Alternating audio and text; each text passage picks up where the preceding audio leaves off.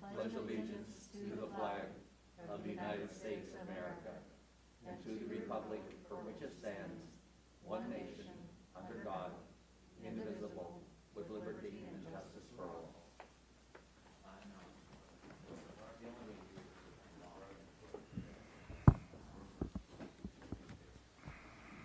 Thank you for joining us this morning. Our first item on the agenda is citizen comments. And the first person I have signed up is Gail Wall. Yeah. Come on up. You can either sit there. You can either go there or there. She can totally do that. She's part of the public hearing. Oh, she wants to do the public hearing. Yeah. Sure. No problem.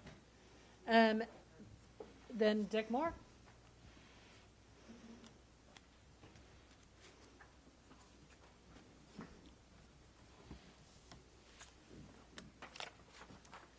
Good morning, Dick. I don't know if it's on yet. Dick Moore, Coos Bay. It's not on. Yeah, I turned it on. You did? Green Oh. light. Yep. Yeah? You gotta get closer, I guess. We're gonna have election here pretty soon. And what I would like to ask is if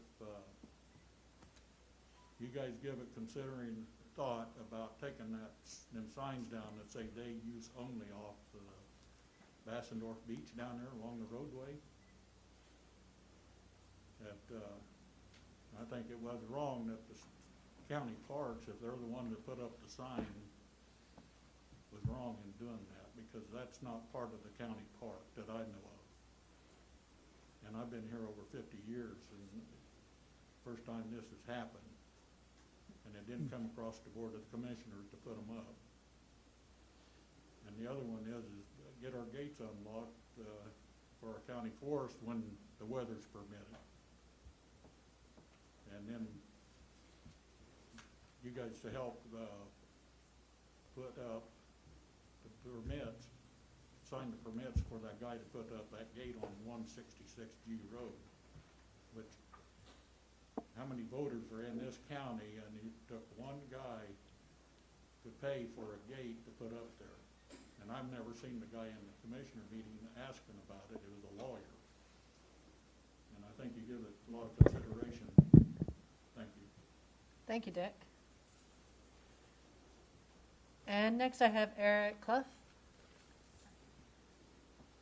Good morning.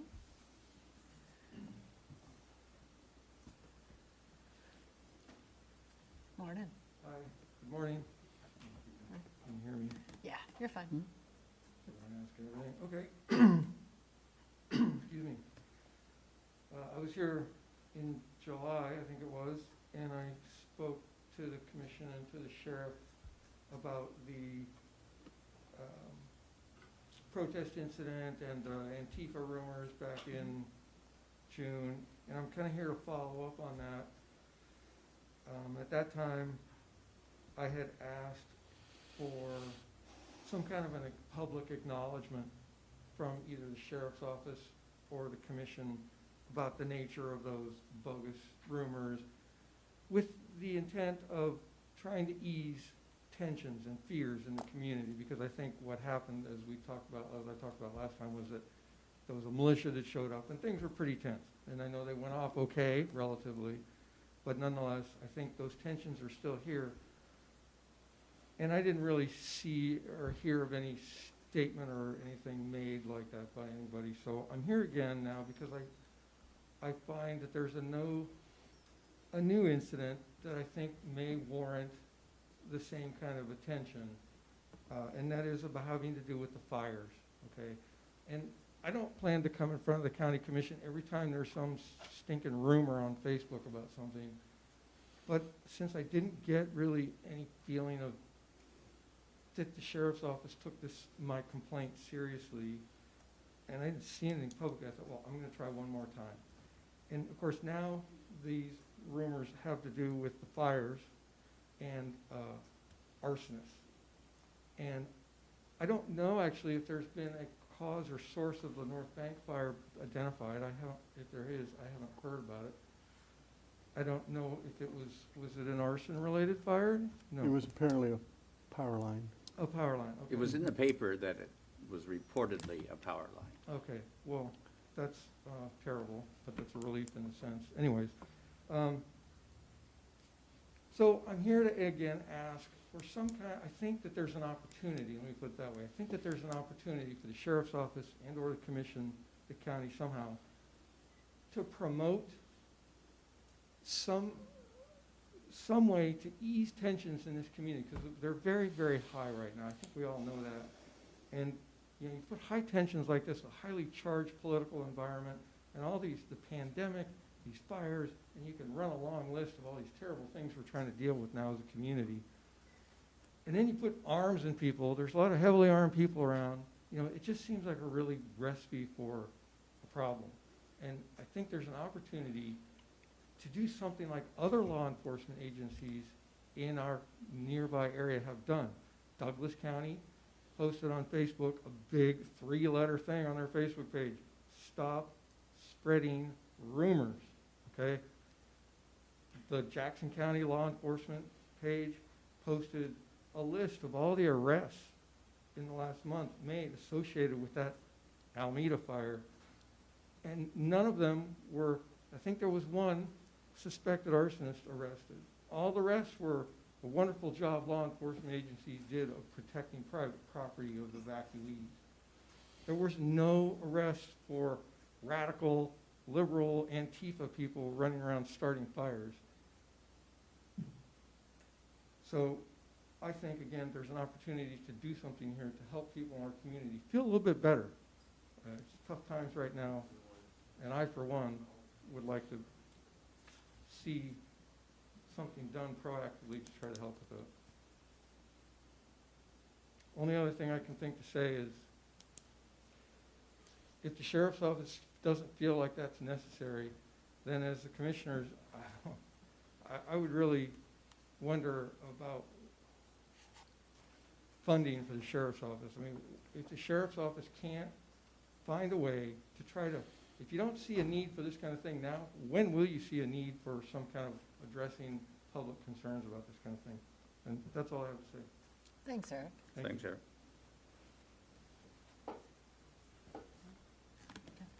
Do we have any other public comments? Anybody who, we pulled the sheet a little early, so if anybody else wanted to sign up?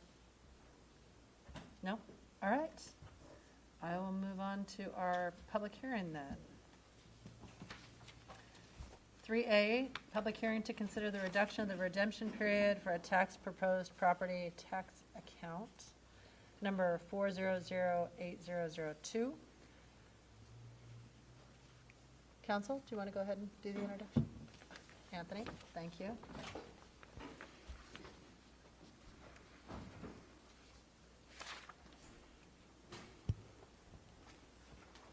Okay, this is the time set for the hearing in the matter of the reduction of the redemption period for the following tax foreclosure closed property.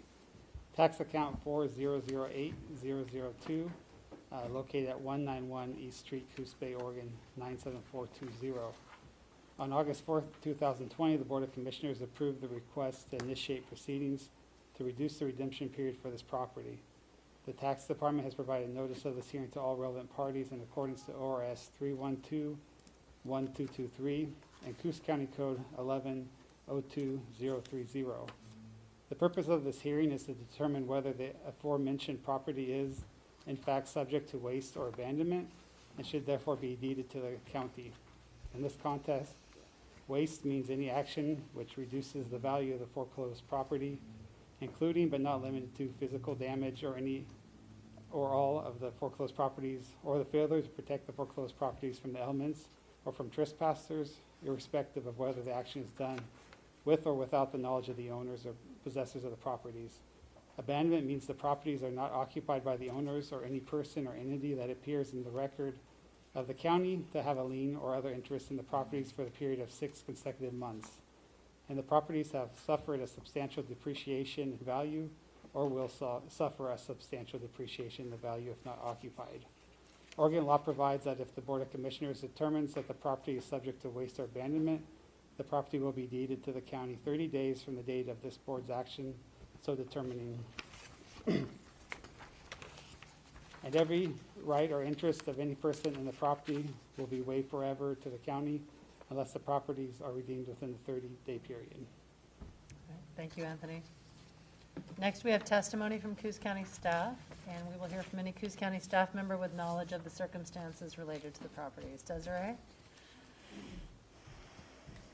These are pictures that I took just this last Friday as an Great. update. Thanks. So I was able to notify the neighbor that initially started this process with us and was concerned. Miss Gail Wall is here. She would like to give testimony. I also have a member of the city of Coos Bay, Nick Rapelji, is here as well to give testimony regarding the issues that they've had with this property as Great. well. I'll hand that over to Gail. Wait, Yeah. Desiree, she's under the definition of any other interested property. Oh, okay. Any other interested party, sorry. So you, Okay. you will get to testify, but it'll be another step from now, because it's a hearing, Okay, no problem. so. Do you want to talk a little bit about the state of the property and how it, The state is, it's, clearly abandoned, there's no one living there. As I was told, the neighbors have been trying to upkeep around the neighbor just to keep the fire hazards down, because there's been some overgrown of grass, there's debris in the yard, furniture, and, lots of garbage and appliances that are just left disarray. I'm not able to see much inside the home to see what kind of condition we're dealing with, if the roof's leaking, but from the outside of the home, it looks as though there's, a lot of damage. Okay. So, and the owners are not living in the, the owners are not living there. The people, the current tenant moved out like 8 months ago? Yeah, so quite a few months ago, and they left quite a few things behind. On the front porch, in the house, behind the house, all Right. around it. There's animals that are running around that are not domesticated. So we're just trying to clean up that area the best that we can. Because the lot's a really nice lot that's on the corner of the house. And unfortunately, structurally, it doesn't look like it might be something we would be able to salvage. But at least the lot would be something we could potentially go forth and auction and get back on the tax roll. great. Any other questions for Desiree? I think Bob might be interested in a couple of those pieces of furniture on the front porch, particularly that couch. Are you needing a couch? Uh, Chair, love seat. Probably not that one. Okay. Recliner there, I think. Apparently the audience likes it though, maybe they wanted it. All right, if there's no questions for Desiree, thank you very much. All right. Is the owner of record of the property is present and would like to give testimony? All right, let the record reflect that nobody in the audience presented themselves as the owner of record of the property. Testimony from other interested parties. Ms. Wall, this would be your chance to testify. Yeah, it's a real sweet little, neighborhood down below the new, elementary school that's just being completed. And so I have quite a few concerns.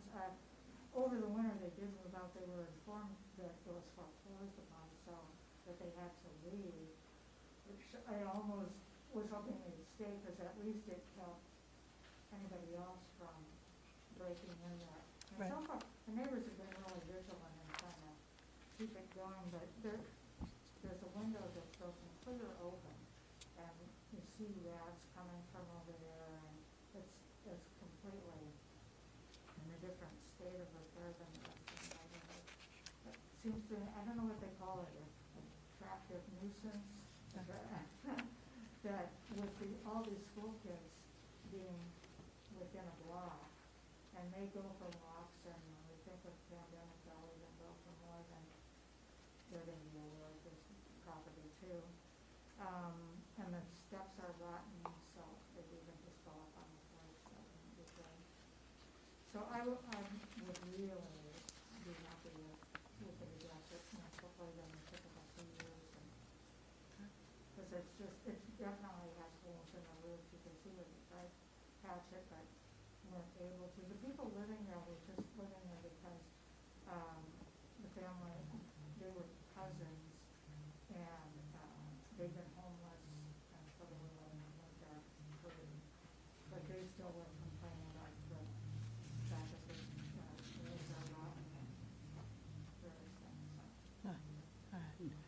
Well, thank you very much. Any questions from Ms. Wall? Nope. No? All right, thank you. All right, Nick or Pinja?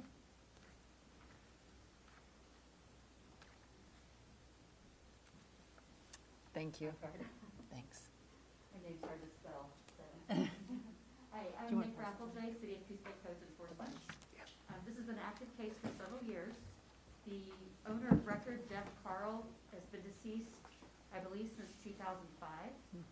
And most recently, his niece, Lori, was living there along with several other family members.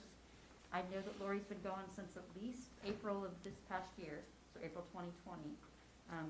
Prior to the property being abandoned, I had several issues with junk. People were living in an RV in the backyard, a lot of trash in the yard, overgrown vegetation. Lori and the other occupants took care of some of that, but there's still significant trash in the backyard. Just junk that's now overgrown with weeds. The neighbors, Ms. Wall has been very good about keeping at least the front yard mowed down some, which I appreciate for the fire danger and keeps the rats down. But it's definitely an eyesore. It's been abandoned for months. I would love to have it be a usable, safe property again. Get it back on the tax rolls, give people a place to live. Mhm. So it's been an issue, and it's just been continuing to deteriorate. Yeah. So any questions? No, I have none. no. Thank you very much. All right.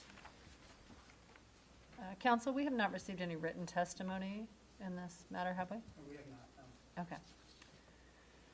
And so, there being no written testimony, council's office has now prepared order 20-08-044L, determining that this property is subject to waste or abandonment, and ordering the property to be deeded to the county unless redeemed within 30 days from the date of this board's action. Do we have a motion to approve order 20-08-044L? Madam Chair, I move to approve order 20-08-044L. Second? Thank you. Discussion? All those in favor? Aye. Aye. Opposed? Motion carries. Thank you very much. With that, this hearing is adjourned. All right, our next agenda item is 4A, presentation of the Coos Curry Electric Cooperative Beacon Broadband Proposed Project. Can we maybe push that out a minute or two? There's this thing's throwing some errors, and I'm trying to get to where I'm Okay. Sure, yeah, Sorry. well, that's good. 4B then, request approval of caretaker agreement for Riley Ranch Park. Who's doing the caretaker John? agreement?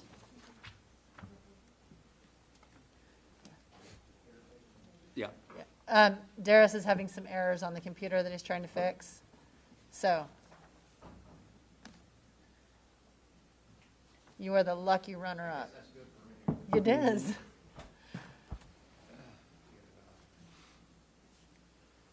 Good morning. Good morning. John. So we did interviews for a new caretaker at Riley Ranch, and we did choose someone, Harry and Wendy McNall, I guess. I think they'll do a good job. It sounded pretty good out of it. But what we want to do here, this is a volunteer agreement, 1 year, it's unpaid. I mean, we're bringing it before the board this time to be signed. In the future, we'd like to do this as a post-action, let the directors sign these positions. After talking with Matt about this. Yeah, I was told that at some point in the past, and I think it was before I was here, that there was a decision made that park caretakers would be approved by the board, their agreements. It could be approved as a routine agreement, but that would be whether in the discretion of the board, whether the board wants to have all these come in front of it or not. So it seemed sort of like an informal thing that had happened.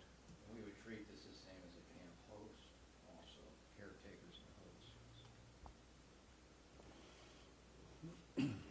I move that we approve the Riley Ranch caretaker agreement and sign. Second. Discussion. I assume after the damage we had to this particular facility that we're enforcing a no pet That's right in the contract. decision. Good. From now on, all caretakers, no pets. Okay. Thank you. All those in favor? Aye. Aye. Opposed? Motion carries. I realize they're volunteers, but I mean, do we ask for any sort of damage deposit? Have we ever thought about that? No? I mean, it makes sense to me, because even if they can't have pets, they can still. And I don't want to enforce on this one, because I realize that, like, you'd be going back to these people and saying, but yeah. I think that's a good idea. Can't afford something like that, a lot of them, I mean, if they're employed or not employed, might be hard to get a deposit or some type of insurance out. Even if we let them pay it over a couple months. I mean, because they're getting free rent for moving in and being caretaker. Let's talk about it. Are we able to, under laws pertaining to rentals, are we able to have an inspection periodically of Yes, we their will do home? that. And don't let it get too far, let it go too far south like we did the last one Yeah. before we do something about it. Cause you gotta figure the last one cost us $30,000 by the time you do labor and equipment. We had to strip the walls down to the studs and up to a height of several feet and replace them, redo the floors. It was a significant rebuild. You had animal urine smelling horrible. They should have been evicted a long time before that. So. I think periodic inspections and a deposit probably are warranted every month or two. I think you're limited on how often you I can don't know, inspect I'd somebody's have to look rental. at the housing laws, but Yeah. the council would, but. They can look at it. But, I mean, I think sometimes, and I really appreciate the efforts you've made at Parks, John.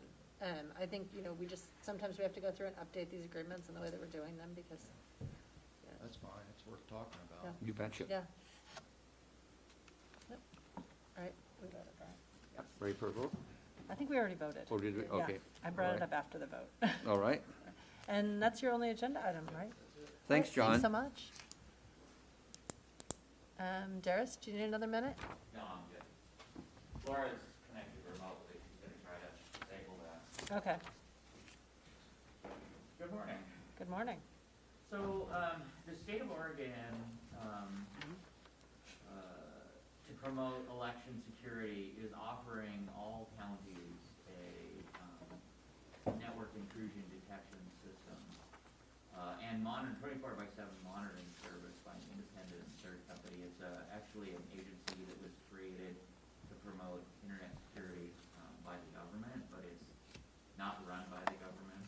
Yeah, And so we went through the agreement, we had some concerns, we're actually kind of the last county that's gone through it. We were able to negotiate some changes to the IGA. And I think we're comfortable and ready to go ahead and sign it now. did you get this on the agenda? I don't see it. I know which one it is, it's the clerk's one for election monitoring, I just don't see it. Yeah, it's the Albert IGA. Darius brought me the item and I signed off on it, but I don't see it on the late. So if there is Agenda not, item. I added that to the work group because I didn't get it till 3 o'clock Sure. yesterday afternoon and Yep. called down. Oh, The I other day was all apologize. done.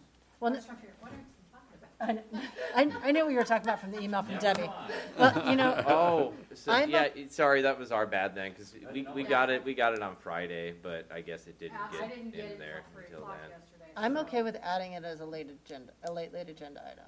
So I'll make a motion to add it as a late agenda item. Second that motion. All those in favor? Aye. Aye. Opposed? Motion carries. So then with all that, I know Debbie is really concerned about getting this done because of the election security issue and all that. So, do we have a motion to approve the IGA for additional election security? So moved. Second. All those in favor? No. Aye. Aye. Opposed? Motion carries. Thanks, Darius. Thank you. Good. Clean And I that think one we're up. still trying So it looks to- like she's still working on that. Yeah. Mike Krim is on his way. All right. Then Sheriff, would you like to cover your ATV grant? Do that? Sure.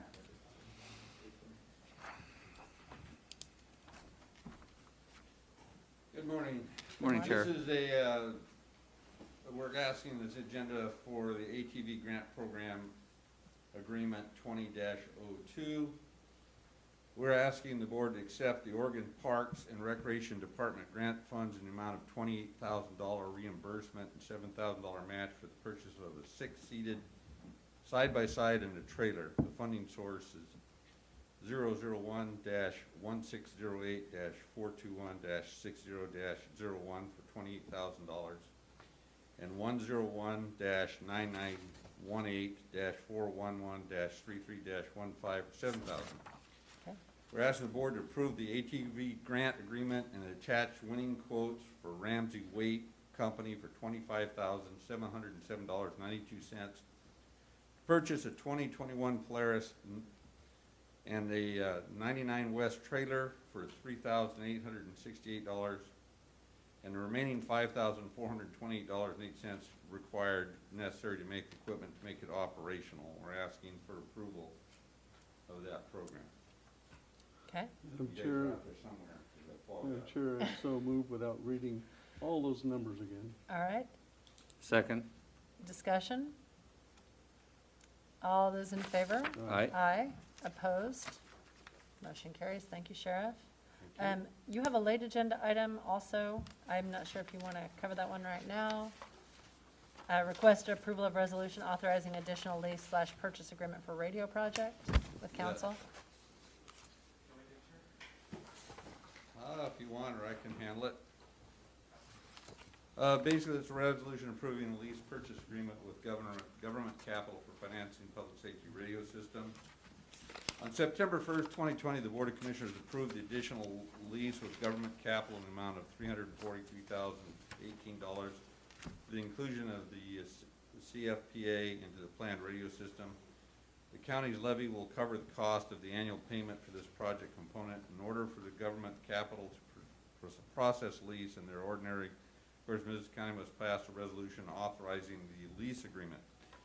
The requested action is to approve resolution 20-09-180L, authorizing the county enter into the additional lease purchase agreement with government capital in the amount not to exceed $350,000. I move we approve resolution 20-09-180L. Do we have a second? All right, discussion? All those in favor? Aye. Aye. Opposed? Motion carries. Thank you Thank very you. much.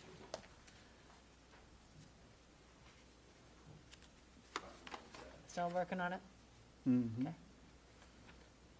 Then I will go on, and I don't see Mike yet from Community Corrections. Request approval of resolution for additional appropriations within multiple funds, finance. Katie. Good morning. Morning.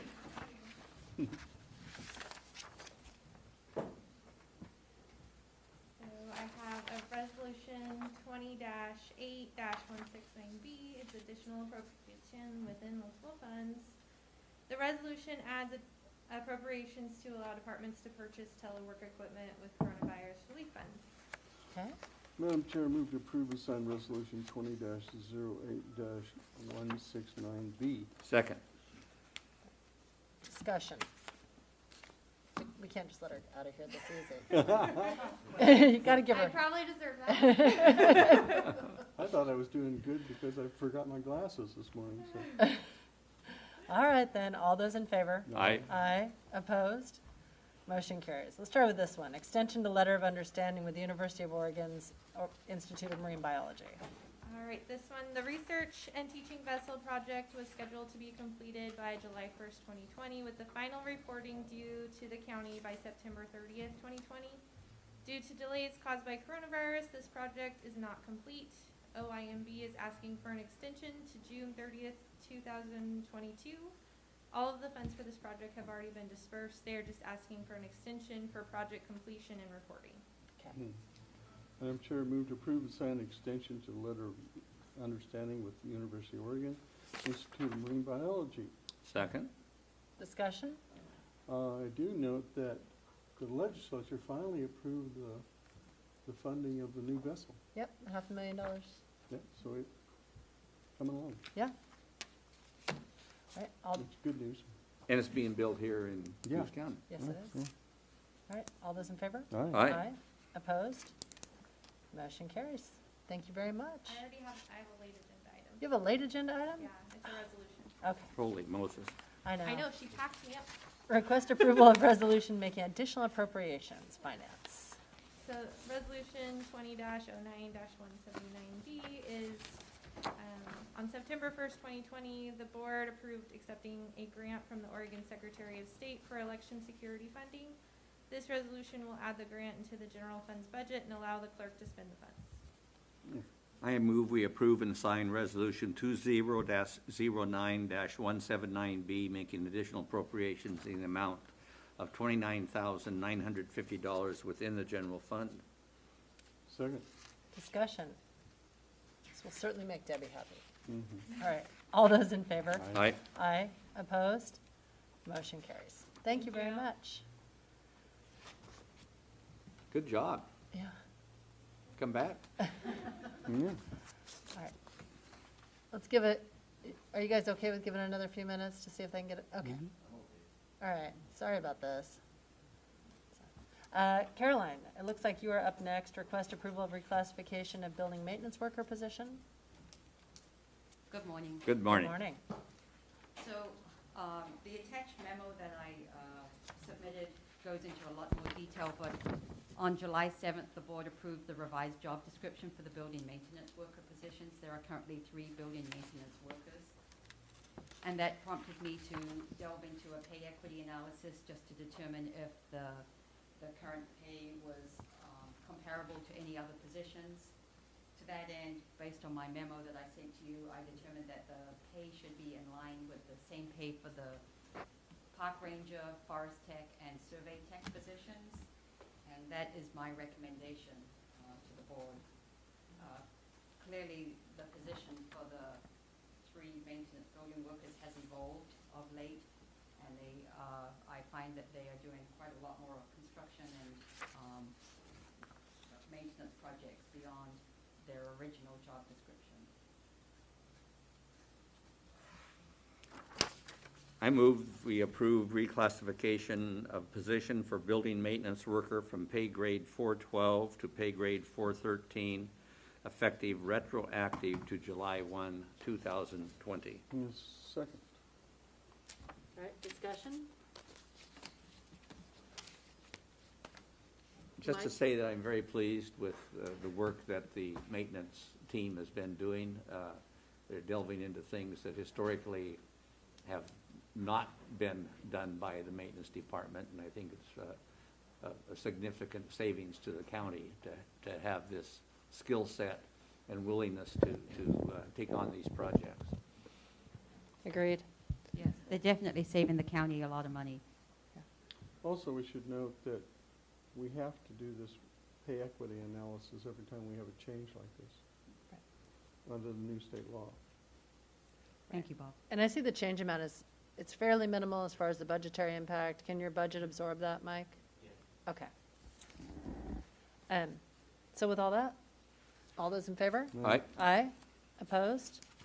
Motion carries. Thank you. And then you have request approval of change order number 6 for Doris Sitcom RFD Vehicle Garage Project, and authorized chair to sign. That thing has got to be almost done. Yes, if anyone's seen pictures of it lately, it's in the finishing stages. It looks It's actually great. looking really nice.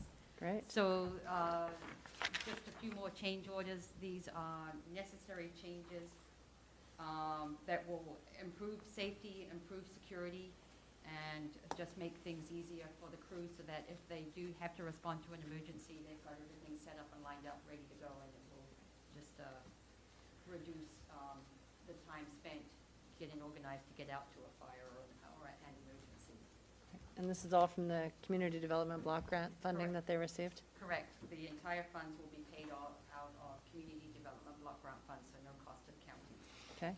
I move that we authorize the board chair to sign change order number 6 for the Doris Sitcom Rural Fire Protection District Vehicle Garage Project in the amount of $23,153.58. Okay, do you have a second? A second. Discussion? All those in favor? Aye. Aye. Are we getting close? to Opposed? finish? Yeah, motion carries. Closer, It's been, what, 5 years? Yeah, probably 5.5, coming right along. yeah. Just to do a simple I know. building? It certainly looks nice, though. Yes, thank you. But that's what I was thinking, is it looks almost done. It sounds like they're just doing the interior stuff now. Yes. Good. All right, All right, thank you. Madam Chair, Wait, we have a copier purchase. oh, okay. Oops, excuse me. So do you want me to cover it, Bobby? Sure. Okay. The Board of Commissioners copier is 10 years old, and for several months, it's been having issues that result in service calls, which take it out of service. It's in our budget to replace a copier this fiscal year. And so we have a quote from Bay Area Copier in the amount of $5,555. I move we approve purchase of a copier from Bay Area Copier in the amount of $5,555. Second. All right. Discussion? Nope. All those in favor? Aye. Aye. Opposed? Motion carries. Now, Now, consent calendar. move to approve consent calendar, Madam Chair. All right. Second? All those in favor? Aye. Aye. Opposed? Motion carries. Are you ready, Darius? He provided a laptop, so. Oh, great. Okay. Let's go ahead then, and well, remind me that we need to pick up community corrections if they show up. Hi, good morning. Good morning, Commissioners. Morning. Morning.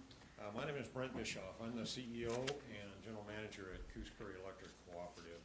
Just as a quick refresher, Coos Curry serves substantially the whole of Curry County electric utility service, as well as the rural parts here in Coos County, mostly the Seven Devils area, and then north of here in the Dora-Sitcom, Fairview, Sumner areas. Just as a brief introduction to the presentation today, about 2 years ago, Coos Curry Electric had some interest by our members and our board of directors to investigate the opportunity, the possibility of building a broadband network to serve our members, both in Curry and Coos counties. We have a number of rural, we are a rural electric cooperative. We serve a lot of the rural areas in both counties, specifically here in Coos County. And so we started investigating that. We did a feasibility study, and as we got into that, we learned that across the country, rural electric cooperatives are becoming almost the provider of last resort to bring broadband to rural America.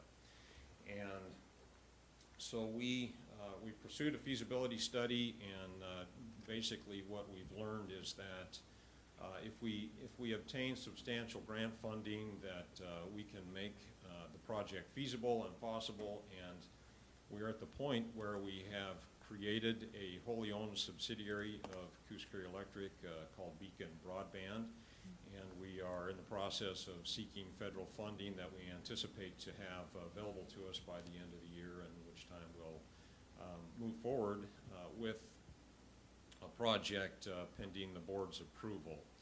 And so in that investigation process and learning about that, we brought on a gentleman by the name of Paul Reckenzol, and he's local here to our area and has a career's worth of planning, design, construction, operations, and maintenance of fiber optic broadband networks. And so we feel real fortunate to have his talent here, and so he has prepared a presentation to share with you and tell you a little bit more about our project. And our objective here today is to introduce that and to start to gain support here within the county for our project, and see where we can gain some synergies with the county and helping us move that project forward. It really, across our membership in the cooperative, we have about 20% of our members have no access to a broadband network service. And so in the cooperative spirit, we want to make sure that we work to bridge that rural-urban divide that we see. And so we are anxiously and earnestly working to accomplish that. So I'll give the microphone to Paul. Thank you so much. Thank you. We appreciate it. Commissioners, staff, citizens, thank you for the opportunity to be here. I noticed that in order to make that microphone work, you have to be swallowing it, so I'm gonna step aside from it a little bit and just shout out to you. Am I loud enough? And it's good for the video as well? Thank you very much. We are gonna be presenting some information about Beacon Broadband today. Beacon Broadband is a wholly owned subsidiary of Coos Electric Cooperative. As I talk about Beacon Broadband today, one of the things I'm doing is I'm using you as an unwitting focus group. So part of what we're talking about today will sound a little bit like it's a marketing message, because we are testing some of our marketing messages. In fact, if we can see the next slide. These are some of the aspirational statements we're trying to achieve to set the culture of Beacon Broadband and to establish a marketplace for us. So we want to be your beacon to a safe harbor on the internet. We will not just be providing internet services, we will be providing an internet experience.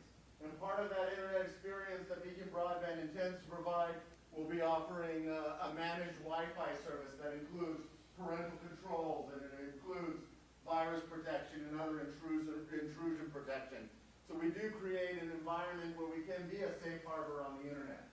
We're your beacon to a less frustrating internet experience. Beacon Broadband is going to hire local people and provide local service.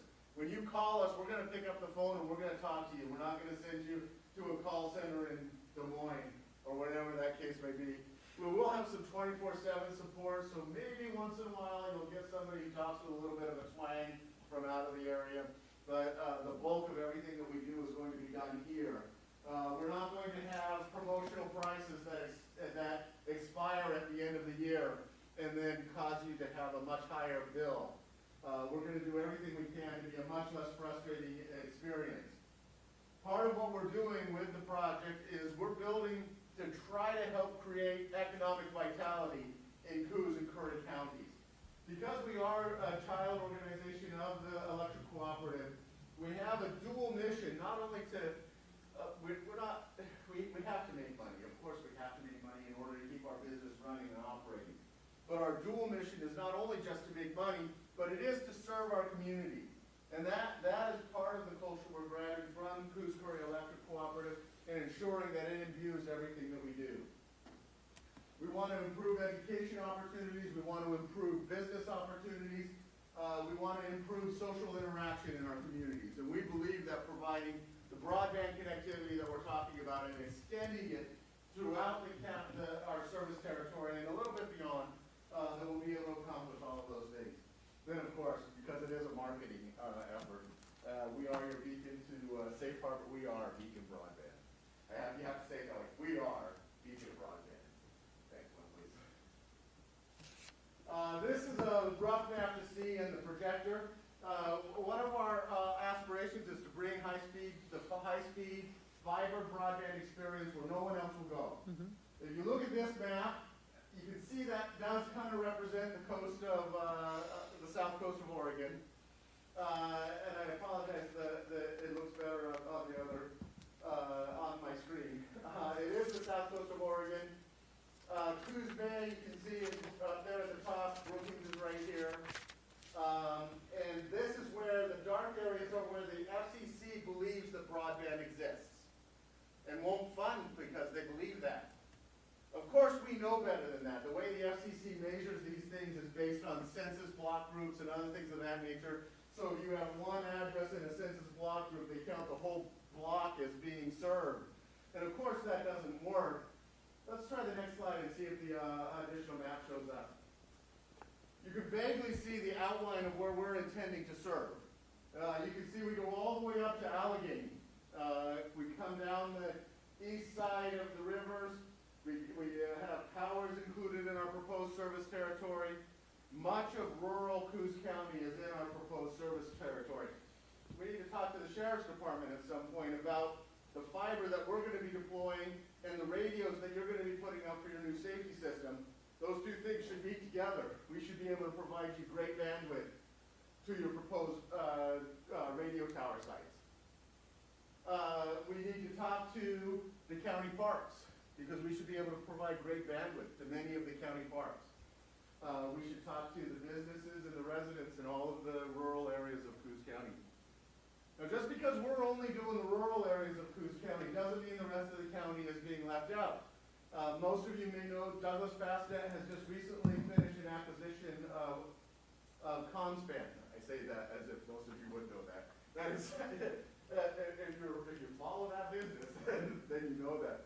But they have acquired, and so there will be good fiber provided in Myrtle Point, Coquille, and Bandon, and in many parts of Coos Bay and North Bend by Douglas Fastnet.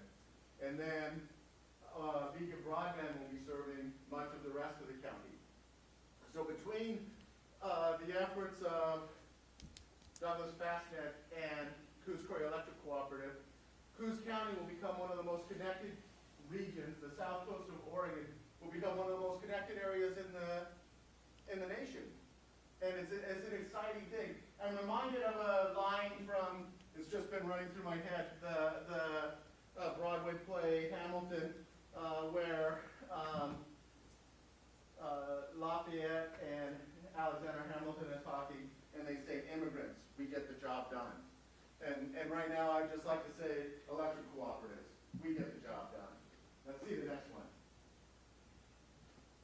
Just a little bit of a comparison for those of you who are curious about it.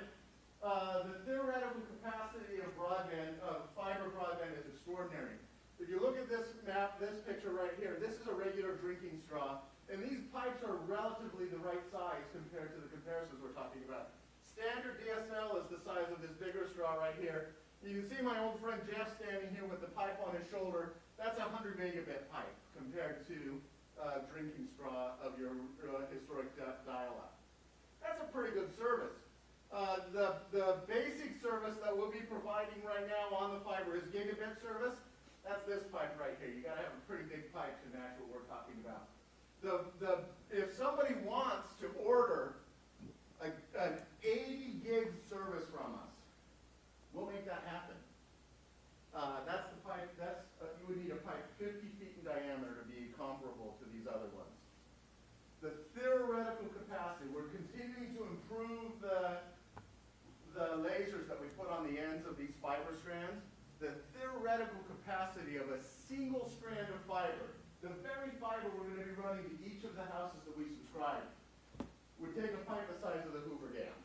So what we're talking about is a technology that has some significant, I would love to say it's future-proof, but we all know that nobody knows. But it has some significant room for growth. Let's go ahead to the next slide. Some of the project statistics, some of the things that we're talking about doing, we're going to build nearly 1,400 miles of fiber throughout Coos and Curry counties. This is not a small project. We're going to pass about 18,000 addresses between the two counties. It's going to cost us about $60 million, and it's going to take us 3 to 4 years to build this. This is not a small undertaking. It is a huge step for the electric cooperative to move into, and that's why it's been studied for more than 2 years. It is not something that the cooperative is undertaking lightly. And there are still some elements that could cause the decision to reverse. We are still working towards making sure that this is done at a minimal risk to the members of Coos Corey Electric Cooperative and the minimal risk to the region as well. The services that we will offer, we'll be offering a 100 megabit, a 400 megabit, and a 1 gigabit product. These will be symmetrical products, so the upload speeds and the download speeds are the same, which is a significant benefit to people doing online video conferencing and uploading files, and even trying to turn in their homework at night. That upload speed is critical. We will also, as I said, we'll be able to provision circuits larger than a gigabit, up to 80 gigabits per second we'll be able to provision circuits. The voice product we'll be offering will be a very feature-rich voice product. You see the little fine print there that is completely unreadable, and that's only about 2/3 of the standard features that come on a voice line when we provide the voice product. And then the video product we provide will have all of the local broadcast channels, all of the local broadcast functionality, as well as other streaming functions. So it's fundamentally the best of streaming and broadcast video. We anticipate that the project is going to have some significant community benefits. There are studies out there. We know that the fiber is going to make homes more marketable. I've talked to enough realtors who have had enough potential clients who have said, yeah, no broadband there, I'm not interested. There are studies out there that say that this is going to add $3,000 to $5,000 of value to the homes. Those studies, yeah, maybe it will, maybe it won't. What it will do is make the homes more marketable. Fiber makes long-term seasonal stays more viable. So instead of coming up for a weekend or a week, people who own seasonal homes will be able to stay for months or a season because they'll be able to work from home much more effectively. I had friends who came up to escape the smoke before we got socked up. They came up to escape the smoke that was in the San Francisco Bay Area. And they spent 2 weeks here because he could work from home. If we have the broadband connectivity throughout the county, then that can be effective throughout the county as well. Beacon Broadband is going to create 17 jobs. We're also going to, as part of the implementation process, the 3-4 year construction cycle, we're going to ask construction vendors to have a higher local requirement, so we'll be creating jobs in that regard as well. In addition to that, we'll be creating jobs because the enhanced broadband connectivity will create enhanced business opportunities. Enhanced business opportunities create enhanced job opportunities. And as I said earlier, the southern coast of Oregon will be one of the most connected regions in the nation. This next part, you are the first people outside of Coos Electric Cooperative to be notified of this. We are starting, next week we will have launched on the Coos Electric Cooperative webpage a pre-registration program. The pre-registration program will give people who are interested in hooking up to the fiber the opportunity to register to do that. We'll be asking you to pay a registration fee for that of $50. That fee is pretty low risk because when you get hooked up, we're going to give you $100 of service credit. If it turns out that the project gets canceled, which there is still a small risk that was going to happen, you've only risked $10 because we'll give you $40 back. The pre-registration program will also have a referral program associated with it. If you sign up and then you talk your neighbor into signing up, we're going to give you an additional $10 of credit on your future service bills. So I like to tease our marketing director at Coos Electric Cooperative. I like to tease him about you can have free internet service for life. And so if you don't have anybody that you're referring, he wants you to put Jacob Knudsen as your referrer because he's working towards that free internet for life. I'm just kidding on that, but so like I said, we'll launch this pre-registration program. There are a number of things that the pre-registration program not only will do for the potential subscribers, that $100 service credit, but they will help us as well. If we can do the next slide, please. The pre-registration is going to help us to validate the interest in the broadband and demonstrate to not only skeptics within our community, but also skeptics in the financing community that this is an incredibly valid thing that we're doing. It will help us to prepare for installations. We can afford to give you that credit because it's going to save us that much money knowing as we're building the main lines who we need to connect to the network as well. It'll help us to find influencers who will be able to spread the message about this project that we have. And finally, we're going to use it to contribute to the ordering of our construction. I don't want anybody to believe that if you pre-register, it means I'm coming to your house first. It's not the final arbiter in the decision, but it is an influence in the decision. Next slide, please. We're here. We're local. We have a plan, and we're ready to move forward. We do need some help. We need people to sign up and do the pre-registration. One of the things we're going to have to do is we're going to have to update every single easement that our fiber goes off of. Because of the way that the law in Oregon is written right now and because of our desire to do things the right way, our easements for Coos Electric Cooperative right now do not allow us to do commercial broadband services. So we're going to be updating those easements, which means there's going to be a lot of recording that's going to be done. So we're going to be coming to the county and saying, how can we do this in a way that doesn't overburden your staff and doesn't wipe out our budget? We're going to be coming to the county and saying, where do you need us to hook up? Where do we need how do we need your influence to help us to drive this project as well? We need your guidance as to what we need to be careful of as we're out throughout the county creating these connectivities, building this network. So we're very interested in close cooperation with the county and with the communities that we are planning to serve. I'm going to turn the podium back to Brett and let him answer any questions you might have. Thank you, Paul. Thank you, Paul. As you can see, that this is a really a big project. It's significant for Coos Electric. We're excited about it. Our board is, we still have some nervousness about it. It's a significant financial undertaking and undertaking of effort to provide a much-needed service here in both Coos and Creek counties. Love to answer any questions if there are any. Madam Chair, I have a question. Yes, You're talking about easements and updating those easements. Would you only be serving broadband to the current Coos electric users? Yes, that's primarily where our network will start and What be about- built out. But those places, those residents that are adjacent and where it makes sense for us to build out, who don't have service today, we will be providing service to some of those areas. So we have a property adjacent that isn't currently a Coos Electric user. They would have to get an easement from the neighbor in order to get this service?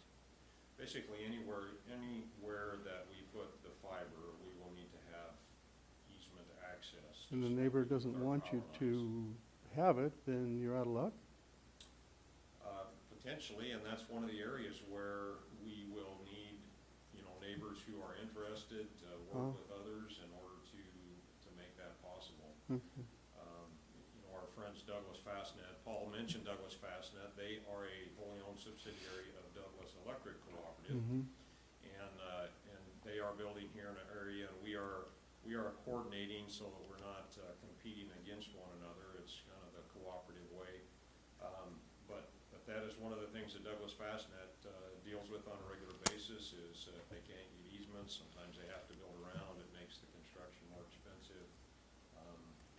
I was just thinking, even so, neighbor A doesn't get along with neighbor D, 3 houses or 4 houses down the line, and they're the first contact, and the other 3 would have to go through neighbor A.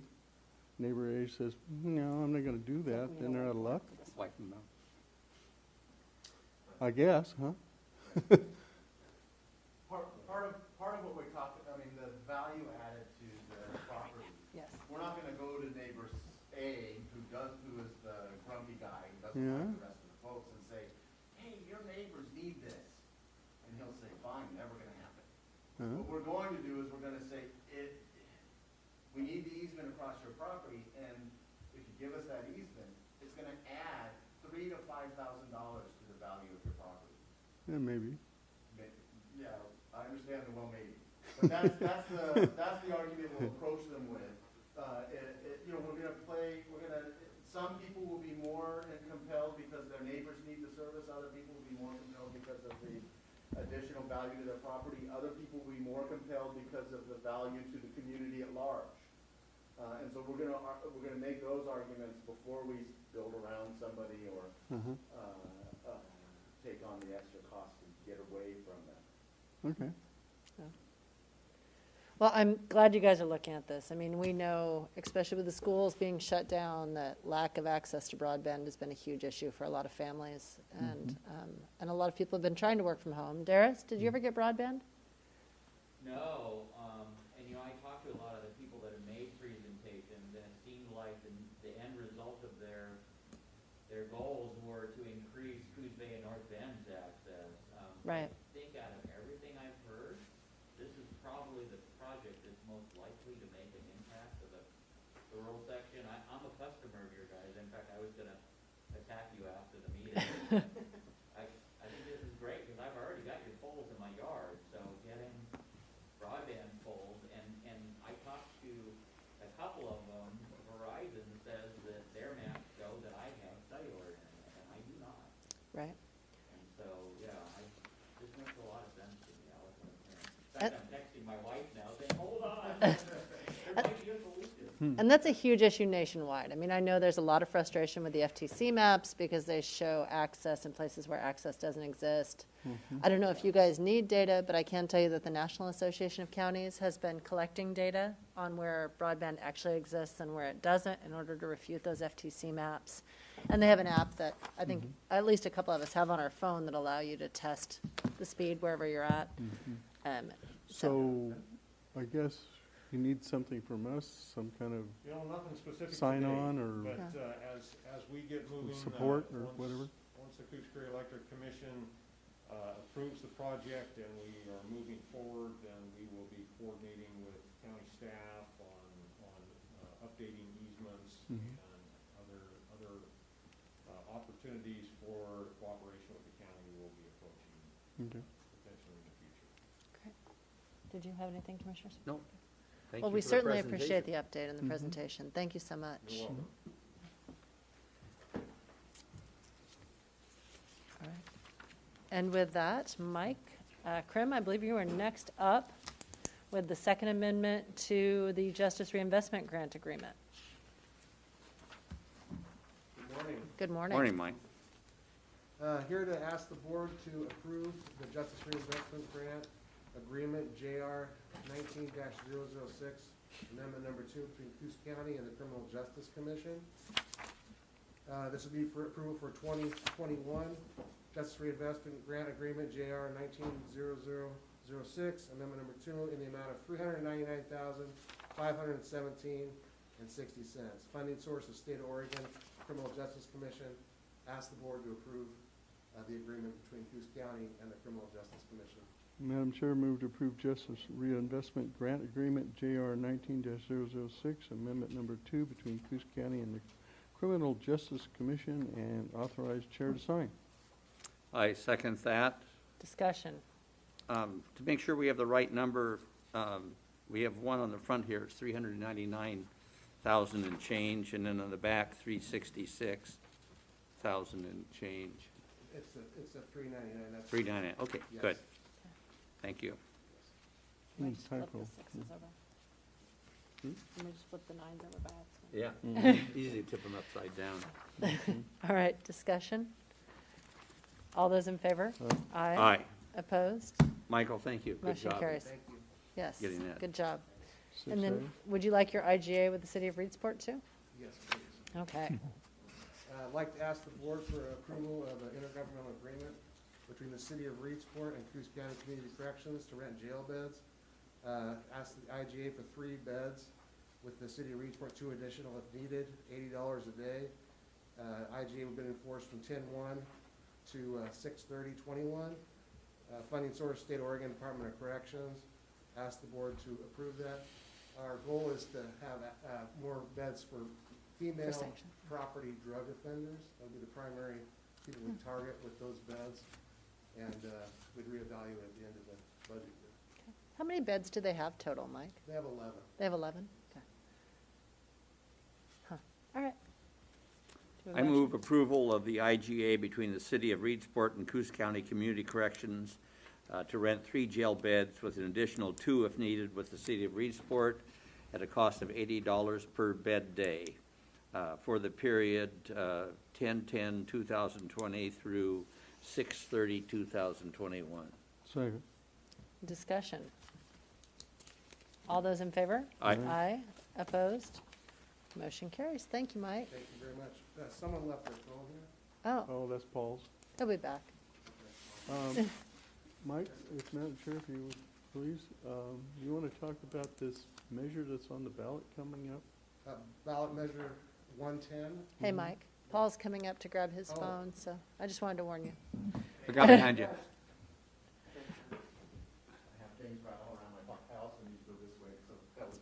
All yours. So there'll be a ballot in November, ballot measure 110, which would decriminalize drugs. I've mentioned some of my associates and the director's associates, we're very concerned about it. It would reduce the number of people we supervise and the revenue coming into Coos County significantly. Those cases are a lot, a drug case certainly has other issues attached to it. In our experience, there's a lot of property crime connected with substance abuse. And so we're very concerned about how its effect on my department and mainly our community, on how we're gonna treat this. The goal is to move that money into treatment. We already do treatment. We do a holistic approach, mentoring, treatment, transportation, housing, and that's all provided, and that's essential to get somebody clean, sober, and off drugs. So we're very concerned about 110. Yeah. Any questions? Yeah, apparently it's not needed. And it would hamper people coming back into society clean and sober. Yes. Currently, we're headed in the right direction, in my opinion. Mm-hmm. And we have a good program, a holistic program. Mm-hmm. And so I'm concerned personally, Sure. and so my associates are. Yeah, the current system's working very well, so why is this needed? It doesn't make sense to me. I agree. It is part of the argument too about shutting down Shutter Creek, Mm-hmm. is that if 110 passes, then there'll be a need for a lot less jail beds. Mm. So therefore, or prison Mhm. beds, therefore Shutter Creek could be closed because the population of the state prison system will be dropping. Mhm. At least one of the ones that I've heard. And we've saved millions and millions and millions with the GRI and with the early releases and so we're doing our part in the community to Yeah. save the state money. So your concern is, Mike, that, you guys believe in treatment, right? But a lot of Yes. people don't attend treatment just voluntarily, That's you know, correct. A lot that of they people, need an incentive. They don't show up for whatever reason. Yeah. We provide transportation to treatment. We provide mentoring, Mhm. provide housing.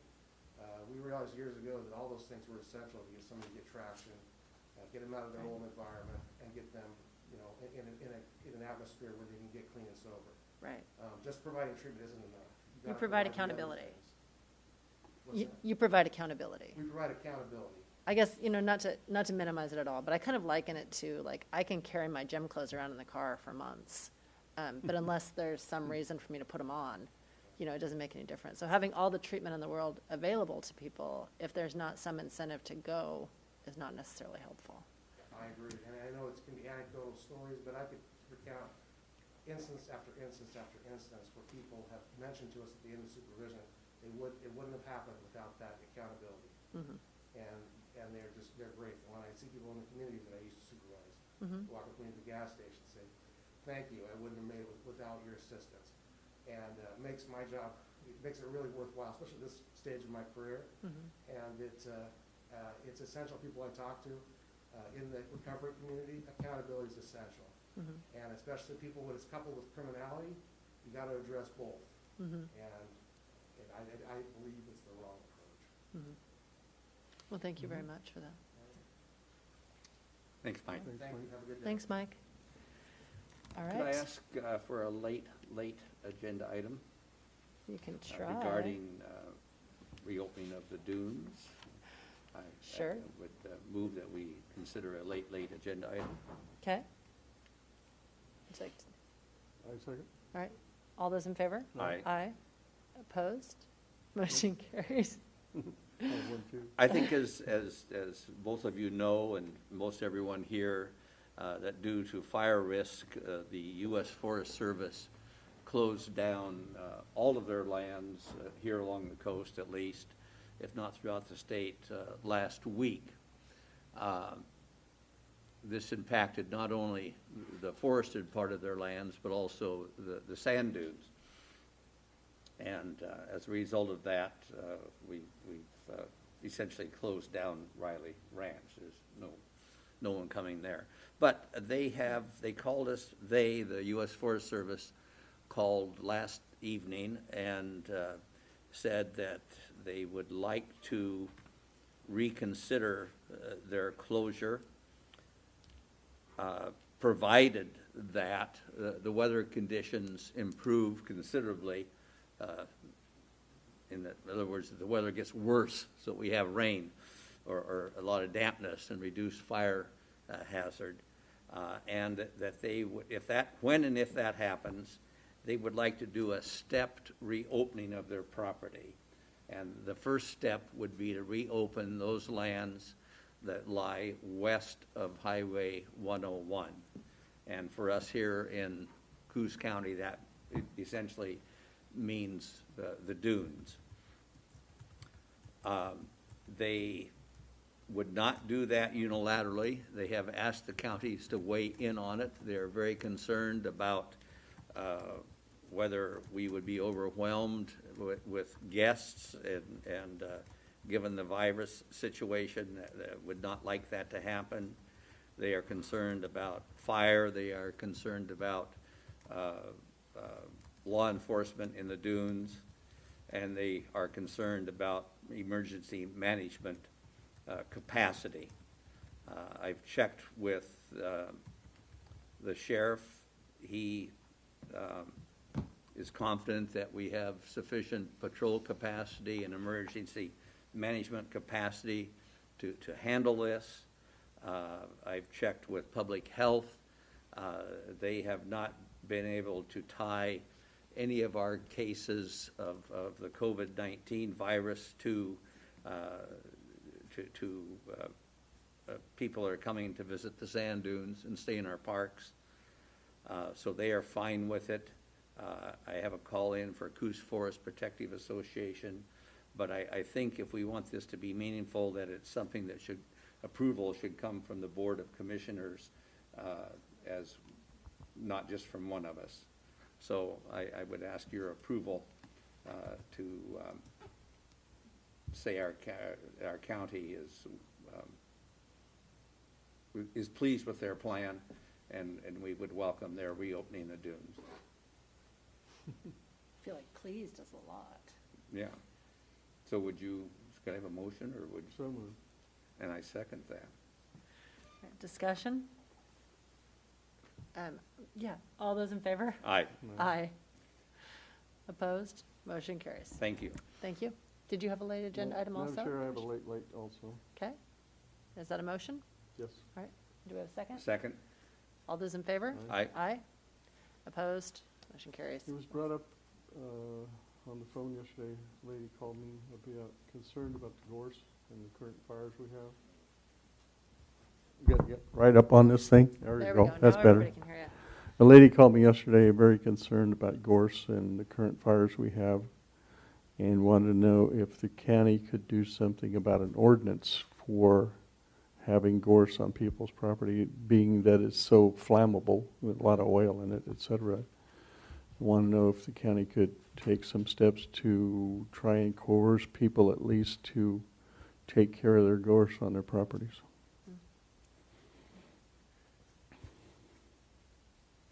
So what did you tell her? I said I would bring it up today at the board meeting. Oh, okay. I certainly think that's an admirable goal, to reduce the amount of gorse, reduce the fire hazard here in the county. I also don't think it's a real simple, that there's a simple solution to it. It's And not, yeah. would think it would require a lot more study than than we would have available if we simply said, we're gonna do that today. Mhm. I think we have the weed board that we could look to. We have the Gorse Action Committee we could look to, Yeah, and get some advice on how that might fit into the county's. when things Current calm gorse down, maybe management plans. CFPA be involved too, the Yes. Coos Forest Protective Association. Yeah. I worry, it's expensive to eradicate gorse. If we simply come out with an edict that it has to be eradicated, I'm not sure I am sure that there would be a lot of people who would not be able to do that. I don't know what the fallback position would be. If they couldn't do that, we have a lot of property ourselves. There's some problems with this. It needs to be looked into. I think it's worthwhile, but I also think there's some challenges to it. Well, that's, So I would suggest we spend some time figuring out what a ordinance like that might look Mhm. like.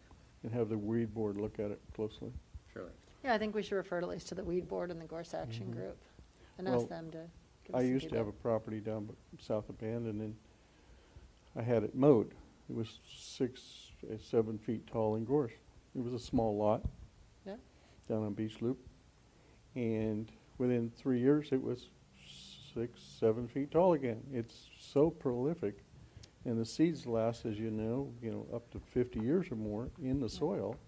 So it just keeps coming back and coming back and coming back. And a lot of people don't like applications of herbicides. They think it poisons the soil, et cetera. And so there's those issues too.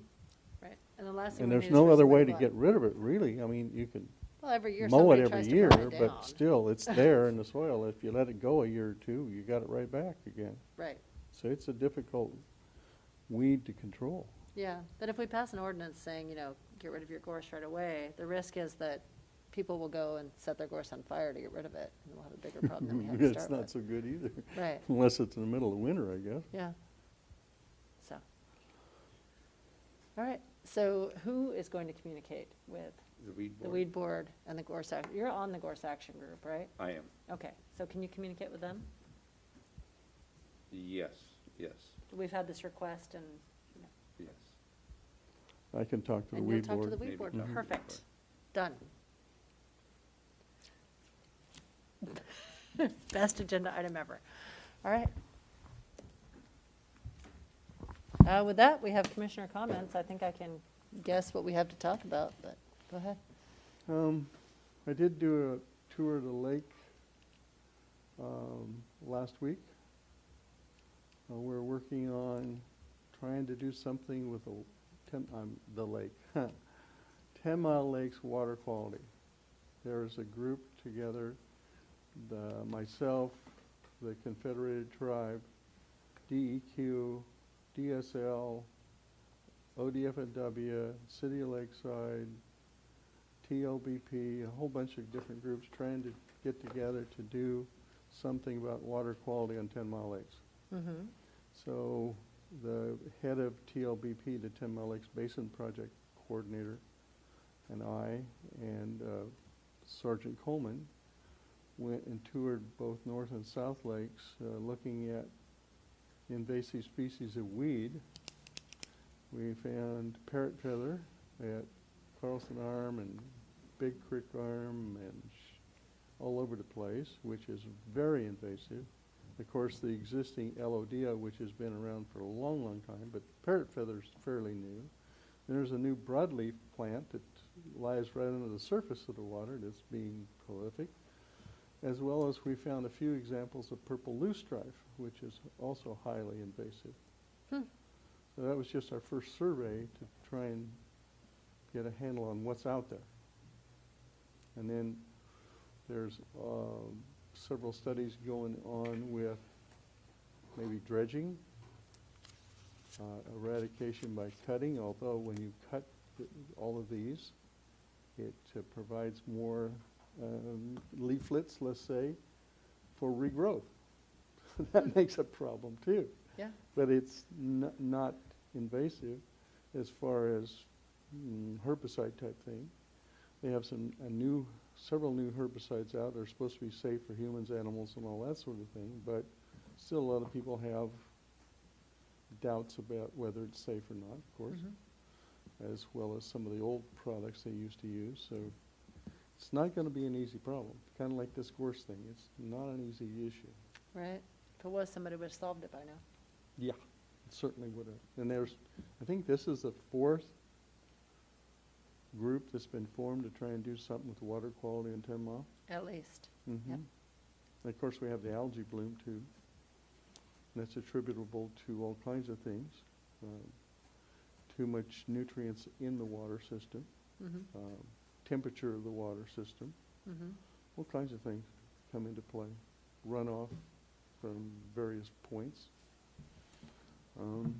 We had a 2-hour meeting a month ago about this and discussed all kinds of things. We're working on it. I hope we have some at least success. I don't expect to have total success, but some. There's also a system out there that pumps oxygen in the form of just compressed air Mm-hmm. into the bottom of the lake in various points, like a Christmas tree thing throughout the lake where it bubbles up. As you find out, there's very little oxygen at the bottom of the water body, at the bottom of the lake, let's say. So this oxygen would help reduce the sediments and some of the nutrients in the bottom of the lake, which the weeds are feeding on. It would use them up. So that's also a possibility. It's very expensive. We had one estimate of Coleman Arm on South Lake of about $350,000 or more, closer to $400,000 just for that one arm of the lake, and with no assurance of how long that would last. Wow. It apparently does work, but it's extremely expensive. You have to have a 220 dedicated power source someplace, and then a compressor and a building, a small building like a shed Right. for this stuff to house in, and then the pipelines going out into the lake. Plastic pipe is typically with these, well, kind of like sprinkler heads, only it's oxygen instead of water Mhm. coming out of them and bubbling up all over the lake. So there's lots of possible helps. I wouldn't say solutions, but Mhm. helps that might improve the quality. Well, there you go. Good, We shall see. We're supposed to have a meeting every quarter, so big project, it'll Every take a quarter. while. Oh, yeah. It'll very take a while. important. Yeah. Mhm. I'm glad you're working on it. Thank you. That's it. Did you wear your No More Poopy in the Lake shirt? No. No? Okay, just checking. Although, where's John Rose gone? Yeah. The South Lake floating bathroom is inoperable, and apparently Marine Board had said that they had a solution to fix it because the parts weren't available anymore for the existing system, but I haven't heard any more about from the Marine Board having a new parts and new stuff and a retrofit on the floating bathroom on South Lake. Yeah, The one on North haven't Lake's heard still either. operational. Hmm. I don't know. Speaking of whatever in the lake. Fair enough. John, A couple of can things. you follow that? What? Can you follow? Yeah, I have a couple positive things and then one thing that I don't view quite as positively. We've had a hard time with this pandemic, but I'm pleased to report that our parks usage is up considerably from last year. And in spite of having the parks essentially shut down during most of the months of March and April, on a percentage basis, I'm going to venture a guess it's about 7 or 8% up over last year, $140,000 more revenue in the first 9 months of this year than we had last year. And the same thing is true at Beaver Hill. We've had like 3,000 more people, not different people, I mean, 3,000 more visits of individuals that are self-hauling their garbage to the county dump. So some good things are going on around the county, and in spite of this pandemic. The thing that I'm not real happy about talking about, but I'm going to because I'm a little upset about it, and that's an accusation in the newspaper, letter to the editor, that this is the Board of Commissioners that likes to tax and spend. The record would show that we have actually reduced the rate that citizens pay in this county for public services since we took office, with the help of the Treasurer's Department and the action of this Board of Commissioners. We reduced the taxes you pay by about 25 cents per thousand several years ago, and this relates to paying down the pipeline bond. We did have the citizens approved just recently an increase or a tax levy to provide for a new communication system for the county. But even with that addition, we're still down in terms of dollars per $1,000, dollars of taxes per $1,000 of assessed property value since the time we took office. So that was not an accurate statement. Was the statement made by someone who's running for office? No, he was not. Huh. I don't know if he is. I haven't seen anything about that. He'd be good at it, although sometimes I disagree with him. So that's enough of my rant. Back on your parks, I was out at Lakeside yesterday and at our county park, and I was really surprised. We were probably at least 3/4 full for RVs. Normally, we have a few. You know, Riley's totally booked up, that sort of thing.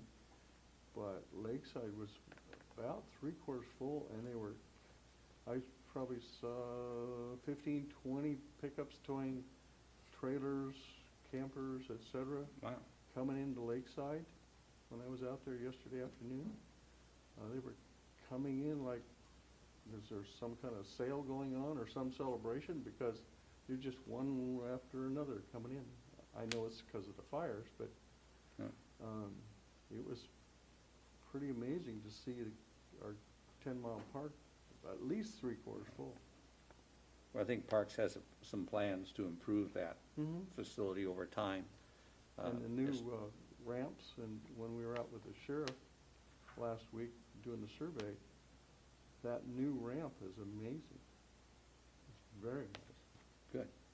And they have obviously plans to fix the rest of it too. They got some new grants. They're being pretty That'll be a aggressive big help, in too. improving the park.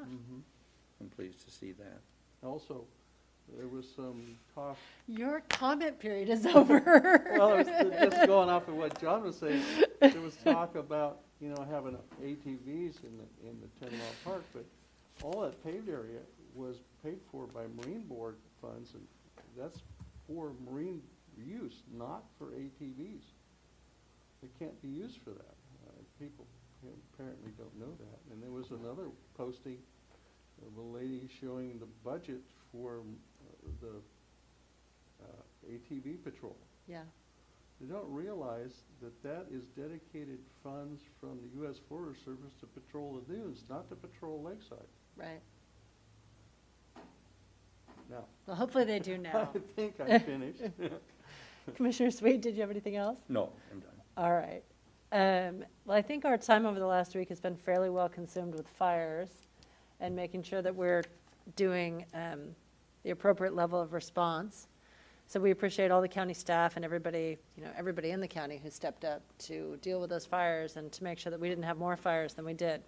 I feel like we got off lucky so far with only 350 acres and some small fires. But fingers crossed, it's important to remember that there's still fire danger out there, and don't go running off in the woods. I'll call on you after I'm done. Phil, wait, I'll call on you after I'm done, I promise. You don't even have to keep your hand up. I didn't hear you. I'll call on you after I'm done. Hold on, you don't even have to keep your hand up. Just take me a minute.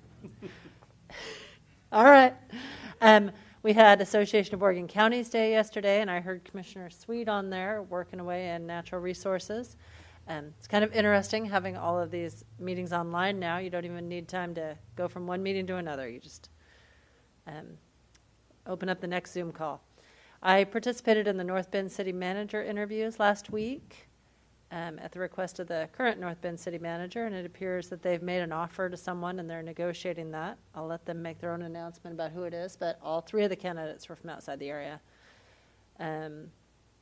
And yeah, that's, it's been interesting. I spoke to Band and Rotary. They asked you to speak to them too, didn't they? Oh, not yet. Murder Point did. Okay, and their meetings are virtual, Band and Rotaries. Oh. So it was interesting joining on a Zoom call and talking to them about what was going on at the county. I talked about, your parks numbers being up and solid waste being up and that kind of thing. We just talked about some of the challenges. So anyway, we're all trying to stay as involved as we can in this strange masked environment. Phil, what do you have for me, Phil? Sure.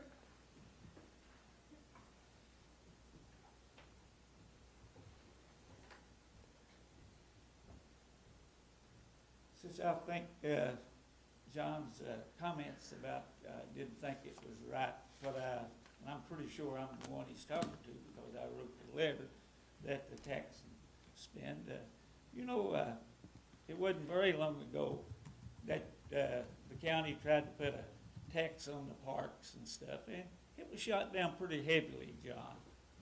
But my point was, with that letter was, when you guys done the 9.5% at Charleston, you didn't take the county park out of it. You elected to just say, okay, we'll tax the county park, which is Bastondorf. Okay? So I don't think I'm wrong in what I said. That's not the only thing. Look at all the fees, you can call them fees, in the last budget go around that was raised by this board right here and approved by the budget committee. Anytime you put a fee on us, it's a tax regardless of the definition you use. And I'm not gonna get mad and upset today, so I'm gonna leave it right there. If you wanna debate it somewhere else, we will, John. Good. Thank you very much. All right. Thanks, Phil. And with that, we are adjourned. Thank you. Sorry, I didn't know it was Phil. I thought he just wanted to talk about something. Sign here or?